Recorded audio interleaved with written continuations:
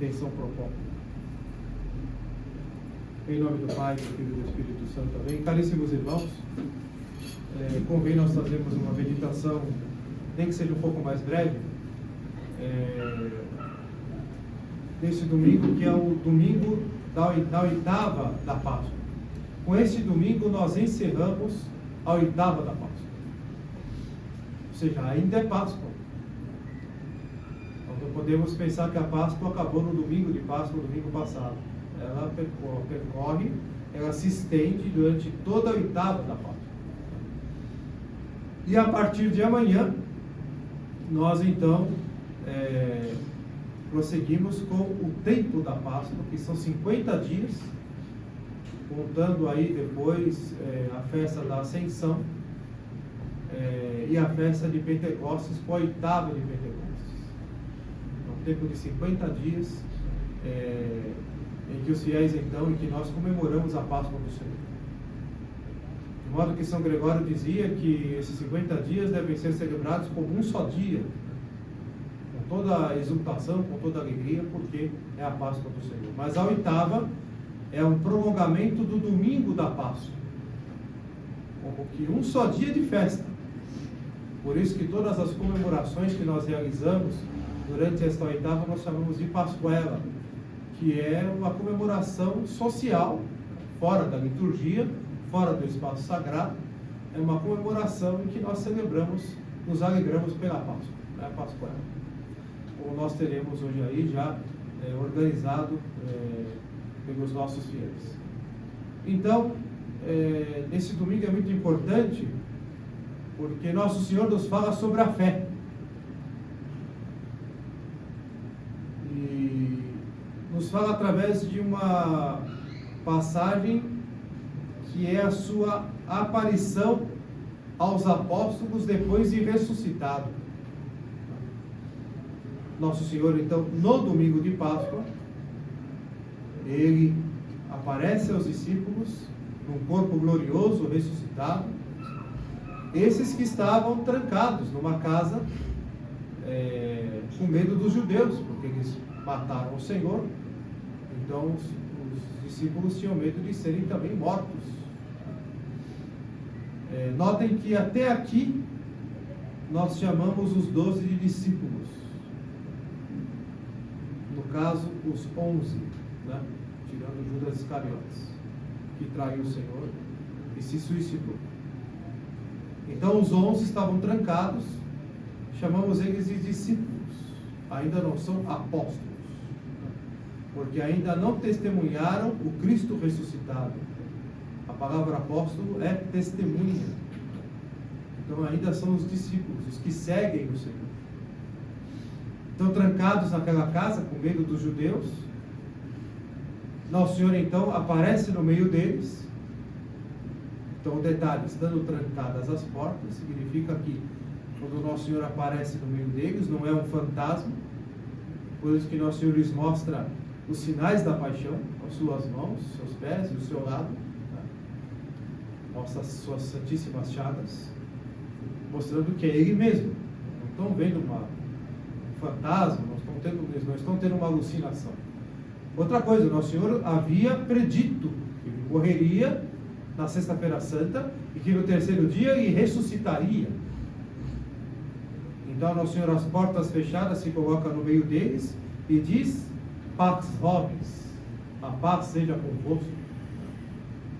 Ou seja, o seu corpo é um corpo glorioso que não se limita mais às leis da física. É um corpo glorioso, um corpo celeste.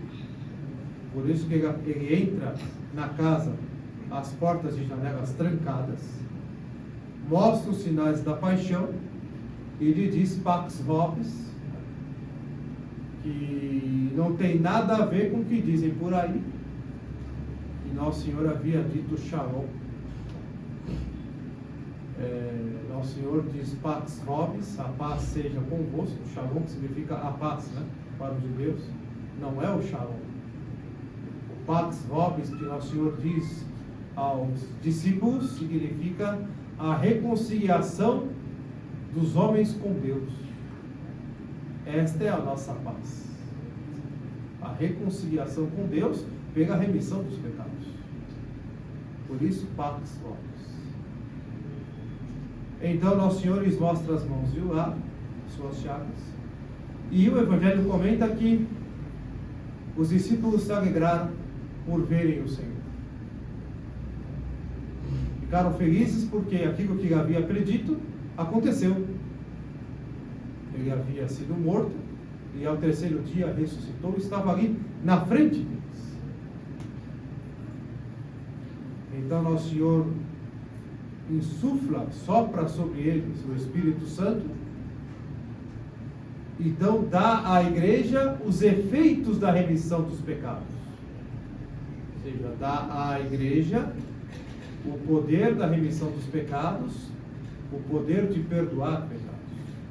Recebei o Espírito Santo, diz Nosso Senhor aos discípulos, os pecados que vós perdoardes serão perdoados, os pecados que não perdoardes serão retidos. Nosso Senhor insufla, sopra o Espírito Santo agora sobre, eu disse errado, sobre os apóstolos, não mais os discípulos, porque agora eles são testemunhas do Cristo ressuscitado. O próprio texto do Evangelho já altera, agora chama de apóstolos e testemunhas, de modo que então a igreja recebe neste momento o poder de perdoar pecados. Pelo batismo, que perdoa o pecado original e os possíveis pecados pessoais daquele que é batizado, e no sacramento da confissão, aonde se perdoam, se apagam os pecados cometidos após o batismo. A igreja recebe então o poder de perdoar os pecados. Mas aqui, então, o fato inusitado que é a centralidade do Evangelho deste domingo. Tomé não estava com eles, não estava entre eles. Tomé estava por algum motivo fora. Talvez tenha ido fazer compras, porque ele estava ali trancado. Ele, então, de maneira muito discreta, talvez teria ido fazer compras. Teria ter resolvido algum problema a mando de Pedro. Ele não estava entre eles. Então, quando Tomé retorna, aliás, então os apóstolos dizem a São Tomé: vimos o Senhor. E o inusitado em São Tomé é a sua atitude incrédula. Então, os discípulos com certeza contaram para ele, não foi um fantasma, era Nosso Senhor mesmo, como ele havia dito. Ele nos mostrou suas chagas, mostrou o seu lado. Então Tomé argumenta: se eu não tocar nas suas chagas, se eu não tocar no seu lado, eu não acreditarei. Eu preciso ver para acreditar. Muito bem. Uma semana depois, no domingo seguinte, um domingo como hoje, após o domingo da ressurreição, o domingo da Páscoa, por isso que esse evangelho se medita hoje, um domingo como hoje, os apóstolos estavam ali reunidos, as portas trancadas, e novamente Nosso Senhor se coloca no meio deles e diz: pax vobis, os saúda com a paz, a reconciliação com Deus, a realização da promessa da reconciliação com Deus. E Nosso Senhor já se dirige diretamente a São Tomé, que estava presente nesse domingo. Então ele diz: olha aqui as minhas chagas, toca aqui nas minhas chagas, toca aqui no meu lado. E Nosso Senhor lhe diz: não sejas incrédulo, mas fiel. Ou seja, não sejas incrédulo, mas tenha fé. Então São Tomé reconhece a sua fraqueza, a sua miséria, reconhece a sua falta de fé e se prostra diante do Senhor. E isso é um quadro belíssimo que retrata essa passagem.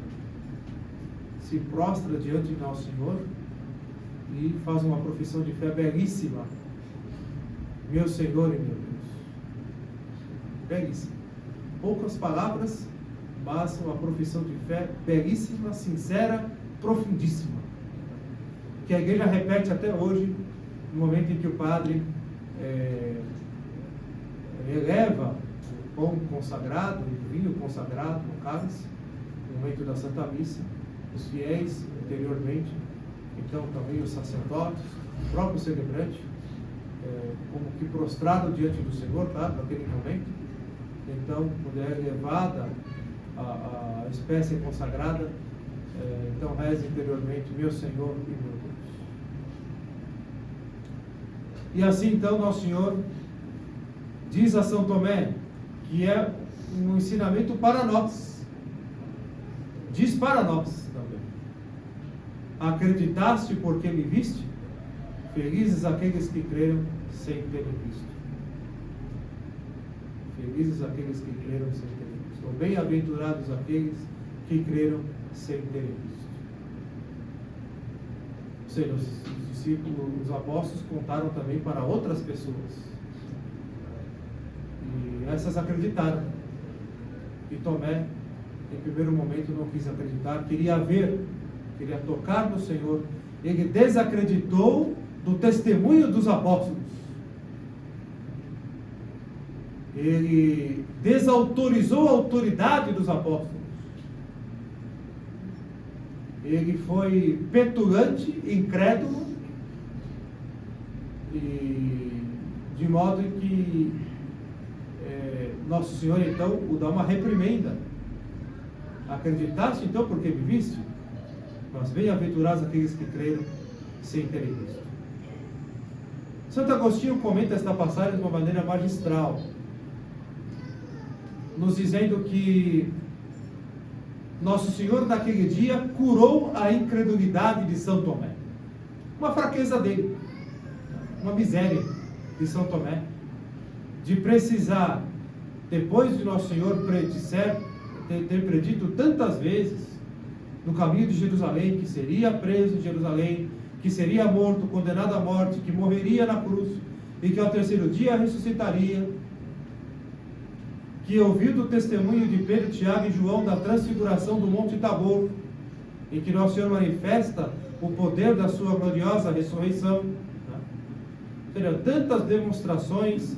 Nosso Senhor que ressuscitou Lázaro, manifestando o seu poder de ressuscitar os mortos, que Ele está sobre a morte, que Ele é o Senhor da vida e o Senhor da morte, que a morte não tem poder sobre Ele. Depois de tantas coisas que Tomé viu, ele ainda, na sua miséria, na sua fraqueza, era incrédulo. Então Nosso Senhor ali, comenta Santo Agostinho, cura a incredulidade de São Tomé. Não cura ao mostrar as suas chagas, cura ao dizer-lhe: acreditaste porque me viste? Bem-aventurados aqueles que creram sem terem visto. Nosso Senhor naquele momento cura a incredulidade de São Tomé. E Santo Agostinho ainda comenta que Nosso Senhor naquele momento cura a nossa incredulidade. Nós, que também temos a tentação de dizer: mas eu não vi, como que eu vou acreditar? Santo Agostinho, ele comenta, ele argumenta: nós também, como São Tomé, não estávamos naquele dia do domingo da ressurreição, quando Nosso Senhor apareceu aos discípulos. Nós não estávamos lá. Então os apóstolos que viram o Senhor nos deram testemunho através da igreja, através dos séculos, pelos papas, pelos bispos, sucessores dos apóstolos. E esse testemunho chegou até nós. E nós não estávamos lá, como São Tomé também não estava. Então teríamos, como São Tomé, a tentação de dizer, como tantos hoje dizem: mas será que esse Jesus era esse Jesus mesmo? Será que não roubaram o corpo dele? O que é narrado no próprio Atos dos Apóstolos, em que os judeus diziam que os discípulos haviam roubado o corpo do Senhor, para dizer que ele ressuscitou. Olha, até isso aconteceu. Talvez hoje alguém, então, conhecedor da tecnologia, da ciência, né? Alguém aí catedrático, doutor, PhD, alguém que é teólogo, entre aspas, né? Alguém que tem PhD em teologia, trabalha lá no Vaticano, alguém que é professor de teologia na faculdade de teologia, por exemplo, que eu vi, professor de teologia para seminaristas, negando a ressurreição do Senhor, dizendo que essa é uma alegoria, um modo de dizer. Nós temos livros publicados em livrarias católicas que negam a ressurreição do Senhor. Livros publicados, claro, depois do Concílio Vaticano II. Então é a tentação nossa hoje, por miséria, por fraqueza, por desgraça, então dizer, mas eu não vi. Cadê a comprovação científica? Cadê? Cadê o documento? Cadê o escrito? Cadê o carimbo? Cadê o artigo científico? Aonde está esta comprovação nos estudos científicos do Santo Sudário? Quem pode me dizer? Não inventaram isso aí? A igreja não inventou isso para justificar a sua existência? Isso não foi criado por aqueles discípulos dele lá para perpetuar a imagem do seu mestre que morreu pregado na cruz e que acabou por ali mesmo? Chegaram até a dizer que Nossa Senhora morreu na cruz? Decreta a morte de Deus, como Nietzsche. Deus morreu e acabou. Uma loucura, uma estutice.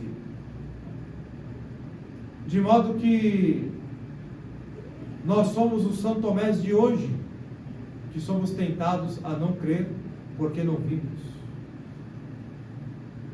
Porém, aqueles que creram, nós que cremos, somos bem-aventurados, somos felizes, porque cremos sem termos visto. Cremos porque recebemos o testemunho dos apóstolos.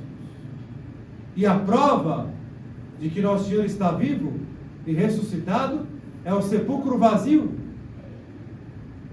Não pelo sepulcro em si mesmo, mas porque Nosso Senhor disse que Ele ressuscitaria ao terceiro dia.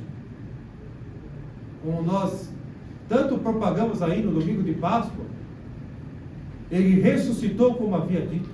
Como nós cantamos no Regina Coeli, Resurrexit sicut dixit, ressuscitou como disse. Aleluia! Nós cremos na ressurreição porque o Senhor disse, em primeiro lugar. E nós cremos na ressurreição pelo testemunho dos apóstolos, porque eles viram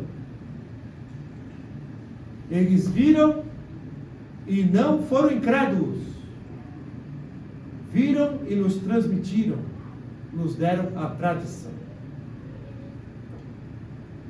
Ressuscitou ao terceiro dia, segundo as Escrituras, como nós professamos o credo niceno constantinopolitano, segundo o testemunho dos apóstolos que estão nas Escrituras, que estão nas profecias do Antigo Testamento e que foram realizados nos escritos dos testemunhos dos apóstolos no Novo Testamento. Portanto, caríssimos irmãos, aqui nós entendemos essencialmente o que é a fé. A fé é uma virtude sobrenatural que foi infusa sobre nós no dia do nosso batismo. De modo que Deus nos deu a virtude, nos deu o poder, a capacidade de crer. De modo que tudo aquilo que Deus diz para nós tem autoridade dita pelo próprio Deus. E que, portanto, nós podemos desacreditar dos homens, mas não podemos desacreditar de Deus. Porque Deus não se engana. Ele não pode se enganar. Não podendo se enganar, também não pode enganar ninguém. Então aquilo que ele disse, e aquilo que ele fez, e aquilo que ele manifestou à igreja, aquilo que ele manifestou aos apóstolos, os apóstolos nos transmitiram. Para a nossa alegria, para a nossa salvação. Por isso que termina o Evangelho de São João, o Evangelho de hoje, dizendo que muitos outros sinais Nosso Senhor realizou, mas esses foram escritos para que a nossa alegria esteja em vós e a vossa alegria seja plena. A alegria do Cristo ressuscitado, a alegria da ressurreição. E este é o fundamento da fé católica, a ressurreição do Senhor. Este é o testemunho, a pregação do Evangelho, o anúncio do Cristo ressuscitado. Nós não seguimos um defunto, nós não cremos no defunto, nós cremos no Deus encarnado, em que a morte não poderia ter poder sobre ele é Deus, e mesmo assumindo a morte, se submetendo à morte, e morte de cruz, como diz São Paulo, ele haveria de vencer a morte, porque a morte não tem poder sobre ele. De modo que, ressuscitando, ele venceu a morte de uma vez e por todas. A luz do Círio Pascal, que naquela noite da vigília, acendeu-se no meio daquela escuridão, é a luz do Cristo ressuscitado, que após acesas todas as luzes, ao canto do glória, dissipa todas as trevas, porque agora não há mais trevas, não há mais as trevas da morte, as trevas do pecado, agora só há somente a luz, o dia resplandecente da ressurreição do Senhor. De modo, caríssimos irmãos, que devemos compreender que Nosso Senhor, ele não ressuscitou para trás, como foi, por exemplo, a ressurreição de Lázaro, a ressurreição do filho único da viúva de Naim. Eles ressuscitaram, o Senhor os ressuscitou, mas para trás. Ressuscitaram para a vida neste mundo. Depois morreram naturalmente.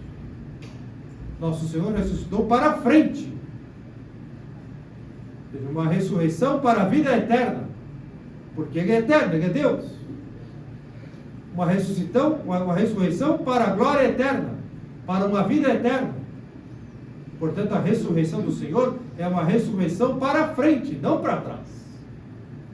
Isso é importantíssimo para compreendermos o que é realmente a ressurreição de nosso Senhor. Por isso, o seu corpo é um corpo glorioso, e que as Escrituras nos atestam, como acabamos de ler no Evangelho, que não está submetido aos limites da lei da física. Ele se coloca diante dos discípulos às portas trancadas daquela casa. Outras passagens do Evangelho, Nosso Senhor come com os discípulos, manifestando que é um corpo glorioso, mas é um corpo. Nosso Senhor fez isso para eles para mostrar os sinais, ou seja, as realidades da veracidade da sua ressurreição. Nosso Senhor falava com os discípulos. Os discípulos tocaram nele, comeram com ele, conversaram com ele. Nosso Senhor subiu aos céus diante deles. E eles nos deram esse testemunho. De modo, caríssimos irmãos, que esta é a alegria pascal da igreja, esta é a nossa alegria. Nosso Senhor, com a sua gloriosa ressurreição, venceu de uma vez por todas o pecado, venceu de uma vez por todas a morte. De modo que, no batismo, nós somos sepultados com Cristo na sua morte e saímos das águas do batismo ressuscitados com Ele. Estamos unidos ao Cristo ressuscitado. O Cristo que está no sacrário, presente, real e verdadeiramente, em seu corpo, sangue, alma e divindade, é o Cristo que morreu por nós, que foi imolado e que ressuscitou e que está presente gloriosamente no sacrário, tanto quanto está no céu. Aqui está a alegria da igreja. Aqui está o motivo do nosso gozo, da nossa exultação nessa Páscoa. Portanto, caríssimos irmãos, assim deve ser a nossa fé. Uma fé cheia de vida, cheia de alegria, de gozo, porque nosso Senhor está vivo, e Ele nos acompanha, Ele nos guarda. Eis que estarei convosco até a consumação dos séculos, diz o Cristo ressuscitado aos seus discípulos. Ele está conosco, Ele nos acompanha, Ele nos abençoa, nos dá as suas graças. Aliás, por que nós estamos aqui? Porque Cristo ressuscitou. Se Ele não houvesse, se não tivesse ressuscitado, não estaríamos aqui. Estamos aqui porque Ele está vivo, porque Ele está realmente presente no sacrário, porque Ele está realmente presente na alma em estado de graça,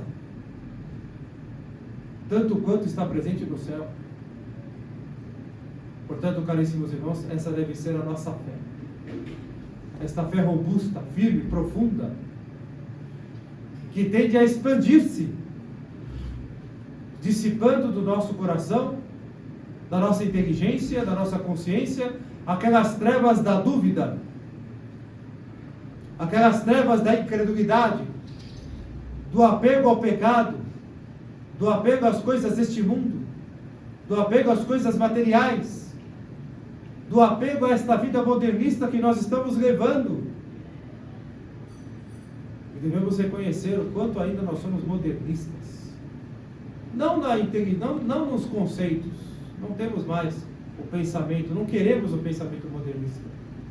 Temos ainda alguns conceitos, algumas coisas, alguns contraprincípios da consciência, mas nos hábitos, nas escolhas diárias, está presente esse modernismo que é, como diz São Pio X, a síntese de todas as heresias, e que, portanto, a fé no Cristo ressuscitado, a luz celeste, a luz da fé, deve então dissipar essas trevas.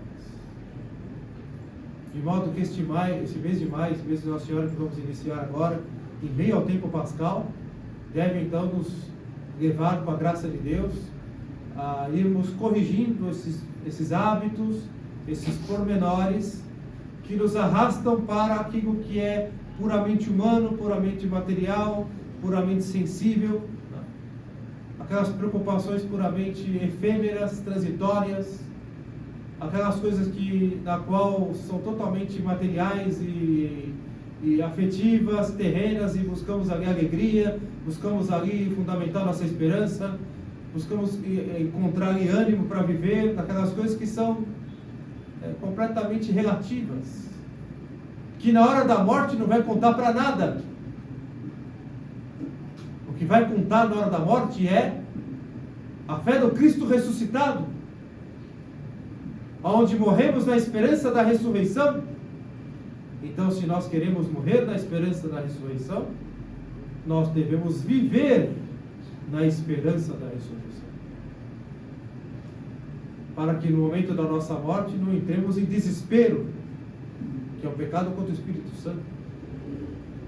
O desespero de ter passado a vida inteira e simplesmente ter vivido para as coisas de cada dia, para as coisas momentâneas, para as coisas efêmeras, materiais, sensíveis, terrenas, mundanas, apenas preocupado com o dinheiro, isso, aquilo, se endividando à toa, caprichos, bobagens. Deixei de ir na novena naquele mês de maio, para ficar no celular sem fazer nada. Deixei de ir na novena, de ir na festa de Nossa Senhora, para ficar lá com o joguinho no celular, gastando dinheiro, porque não ganha nada, só gasta dinheiro, ainda dá dinheiro para o tráfico de drogas, ainda isso, ainda com o joguinho no celular, está dando dinheiro para o tráfico de drogas.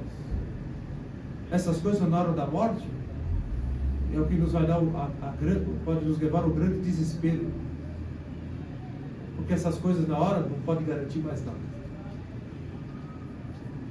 As coisas que estamos preocupadas em comer, em vestir, a marca da roupa, essas vaidades, essas bobagens, esses caprichos, essas manias do dia a dia, a preocupação com coisas completamente transitórias, efêmeras, sensíveis, na hora da morte, não vai servirá para nada.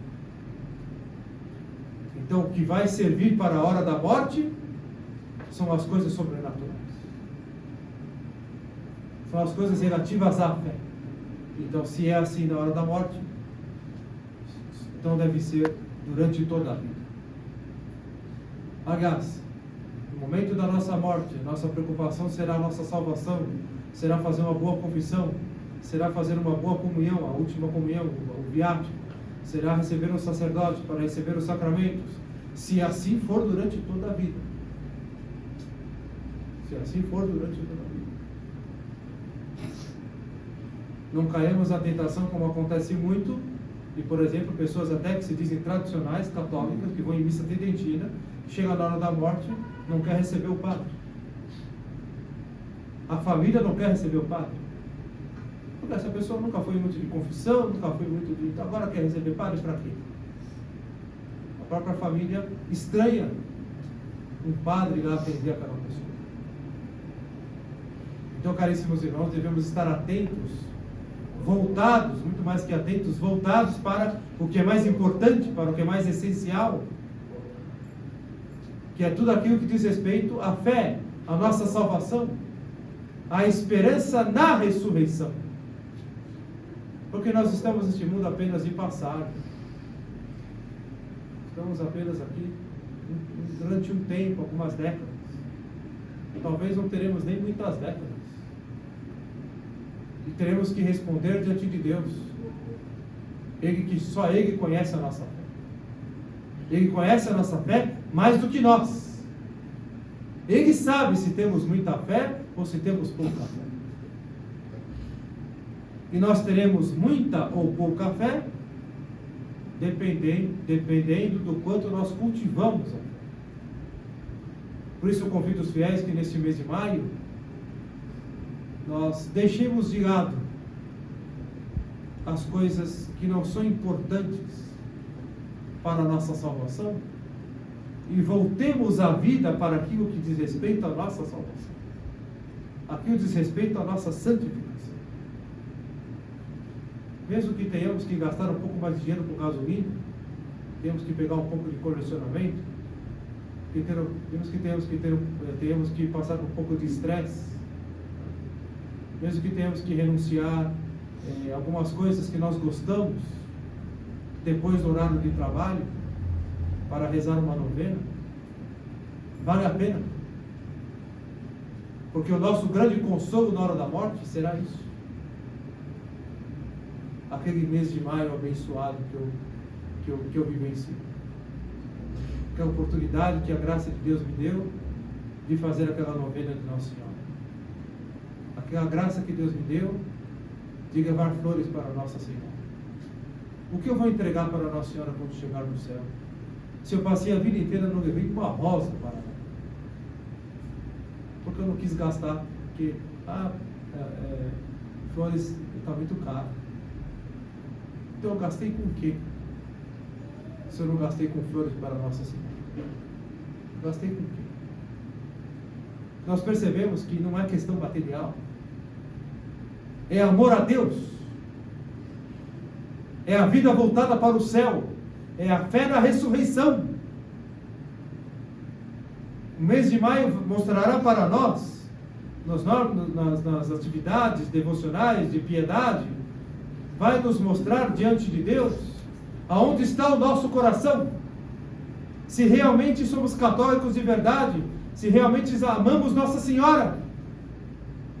Se somos católicos tradicionais, ou se somos aqueles católicos ainda modernistas do Concílio Vaticano II e da Igreja Modernista, onde não se leva uma flor para Nossa Senhora, onde não se tem um pingo de amor a Nossa Senhora, onde se tem vergonha de Nossa Senhora, onde não se faz um sacrifício por causa das coisas de Deus, onde não se coloca, não se propõe a fazer um jejum, uma abstinência de carne, onde não se oferece um sacrifício pela sua própria salvação, Ah, mas eu já faço demais. Não, ainda não é demais. Demais é o que Nosso Senhor fez por nós. O que nós fazemos para Deus, o que nós fazemos para Nossa Senhora, nunca será demais. Ainda será muito pouco. Nunca digamos, ah, mas eu já fui generoso demais. Ah, não, já entreguei demais. Ah, não, até aqui, daqui para lá não. Até daqui para lá não. Aí também não. Não pensemos assim. Não pensemos assim. Porque por mais que sejamos santos, ainda não temos méritos diante de Deus. Ainda não temos direitos diante de Deus. Por justiça deveríamos ser condenados ao fogo do inferno. É por misericórdia de Deus que temos a graça de nos santificar. É pela sua pura bondade e misericórdia de nós. É que Ele tem piedade de nós. É que Ele nos ama infinitamente. Mas mérito, direito, não temos nenhum diante de Deus. É tudo graça dele. Portanto, caríssimos irmãos, iniciemos nessa semana, então, o mês de Nossa Senhora, repletos desta fé do Cristo ressuscitado, no Cristo ressuscitado. Esta fé católica profunda, cheia de alegria. Nós não podemos ser, a partir dessa Páscoa, os mesmos de antes. Os mesmos que iniciamos a Quaresma. Deve haver alguma transformação interior. E se eu fazer o exame de consciência agora, e perceber que não houve nenhuma mudança, que não houve nenhum avanço na minha vida interior, na minha vida espiritual, então, caríssimo irmão, significa que ainda nós somos almas tíbias, que estamos relaxados na nossa vida espiritual, que não estamos cuidando da nossa alma, que não estamos nos santificando, que nós estamos enganando a nós mesmos, que Deus nós não vamos enganar. Podemos enganar até o padre, mas Deus nós não vamos enganar. Podemos enganar o padre assim redondamente, mas Deus nós não vamos enganar. Na hora de nos apresentarmos diante dele, o juízo será implacável. E se nós somos condenados, não será por falta de misericórdia de Deus. Não será por falta de misericórdia. E o Senhor está nos dando todos os meios. Nosso Senhor está colocando tudo ao nosso alcance. Nessa capela apertada,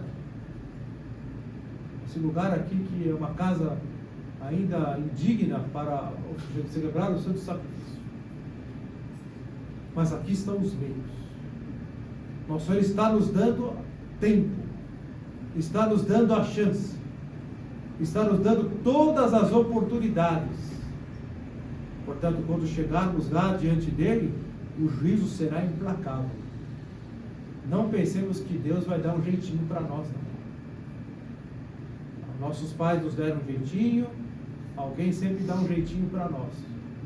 Mas podemos brincar até com os nossos pais, mas não brinquemos com Deus. Ele não vai dar jeitinho.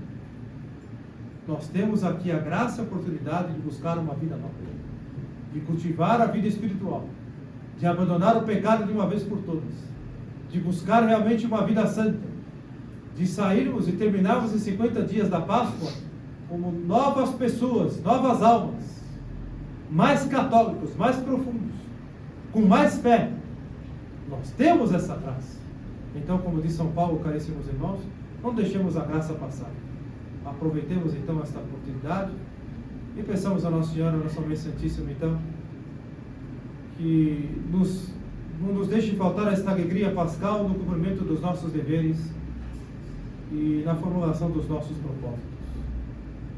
Pensamos a Nossa Senhora que essa alegria pascal, sobretudo nesse mês de maio, que é um mês de muitas graças, e nesse tempo de Páscoa, que é um mês de grandes bênçãos que Nosso Senhor derrama sobre nós, devemos então aproveitar e pedir a Nossa Senhora que nos ajude e abençoe os nossos propósitos. Podemos agora renovar os propósitos da Quaresma, podemos retomar uma vida nova, podemos ainda, é tempo. Aproveitemos então, caríssimos irmãos, e peçamos com muita humildade a nossa Mãe Santíssima, peçamos com muita confiança a ela, que nos inspire santos propósitos e que nos dê a graça de no nosso dia a dia, nas decisões diárias, nos nossos hábitos, buscar então uma vida toda nova, segundo Cristo ressuscitado. Louvado seja o nosso Senhor Jesus Cristo.